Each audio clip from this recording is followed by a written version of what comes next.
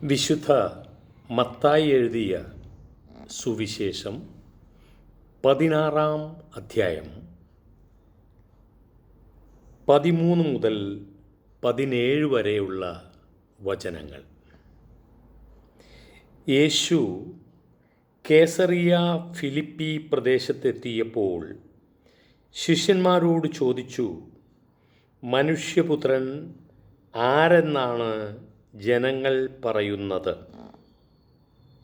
അവർ പറഞ്ഞു, ചിലർ സ്നാപക യോഹന്നാൻ എന്നും മറ്റു ചിലർ ഏലിയ എന്നും വേറെ ചിലർ ജെറമിയ അല്ലെങ്കിൽ പ്രവാചകന്മാരിൽ ഒരുവൻ എന്നും പറയുന്നു. അവൻ അവരോട് ചോദിച്ചു, എന്നാൽ ഞാൻ ആരെന്നാണ് നിങ്ങൾ പറയുന്നത്? ശിമയോൻ പത്രോസ് പറഞ്ഞു, നീ ജീവനുള്ള ദൈവത്തിൻ്റെ പുത്രനായ ക്രിസ്തുവാണ്. യേശു അവനോട് അരുളി ചെയ്തു, യോനായുടെ പുത്രനായ ശിമയോനെ, നീ ഭാഗ്യവാൻ.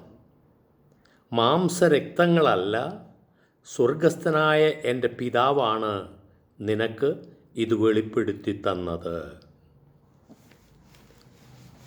മരണശേഷം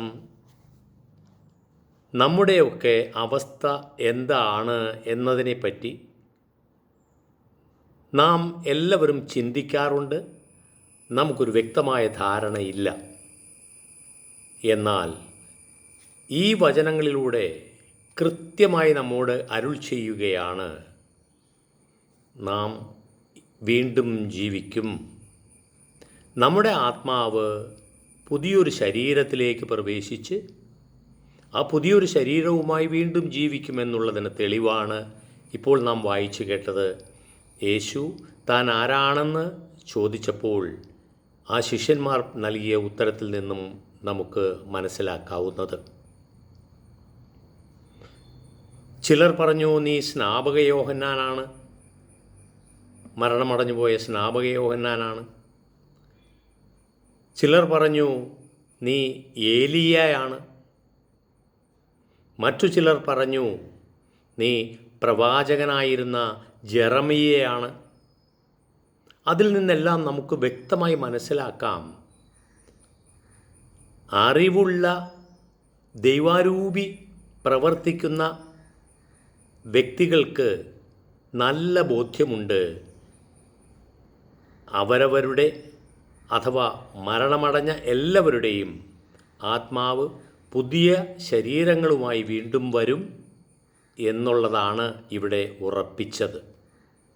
എന്നാൽ യേശു മറ്റൊരവതാരമായിരുന്നില്ല, മറ്റൊരാത്മാവായിരുന്നില്ല, മറിച്ച് ദൈവത്തിൻ്റെ പുത്രനായ യേശുവായിരുന്നു എന്നാണ് അവിടുന്ന് സമർത്ഥിച്ചത്, പറഞ്ഞത്. അതുകൊണ്ട് നമ്മുടെ ഇന്നത്തെ ജീവിതത്തിൻ്റെ പ്രതിഫലമായി, ഇന്നത്തെ നമ്മുടെ കണക്കുകളുടെ ബാലൻസ് ഷീറ്റായി അടുത്ത ജന്മത്തിൽ നമുക്ക് കണക്ക് കൊടുക്കേണ്ടി വരും. അത് വ്യക്തമായി നമുക്ക് മനസ്സിലാക്കാനുള്ളതാണ് ഈ തിരുവചനങ്ങൾ.